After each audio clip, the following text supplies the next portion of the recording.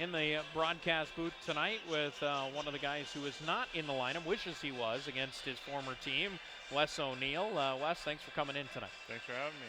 You know, I know you would rather be out there on the ice, especially against these guys, right? Well, yeah, anytime you get a chance to play against your former team, you get excited for it. And, when I saw they were on the schedule and I knew I wasn't playing tonight, I was kind of disappointed.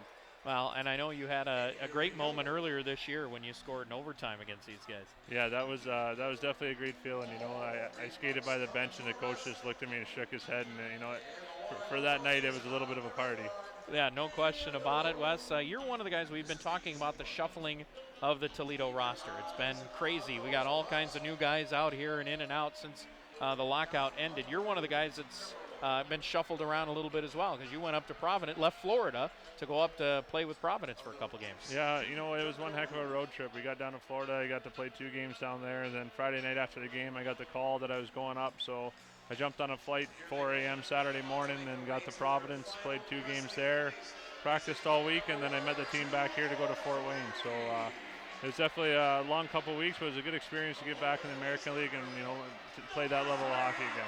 Well, and you are a guy that has played at the highest level in the National Hockey League as well, Wes. But talk about this team overall, your thoughts with all the changes this team has gone through, but still a team 5 games above 500 in the thick for the playoffs. Well, it's a tough time of the year for everybody in this league.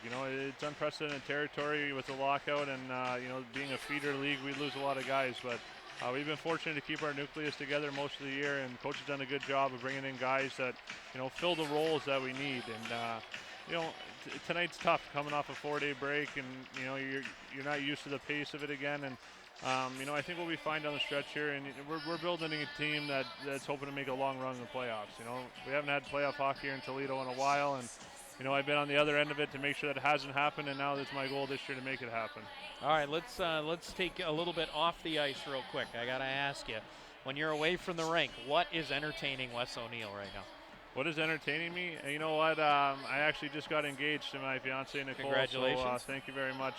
So, I've been side jobbing as a wedding planner, which is something I never thought I'd do, but it's definitely an enjoyable experience. It's tough and it's stressful, but we're enjoying the experience right now. All right, the Windsor, Ontario native Wes O'Neill joining us here in between periods.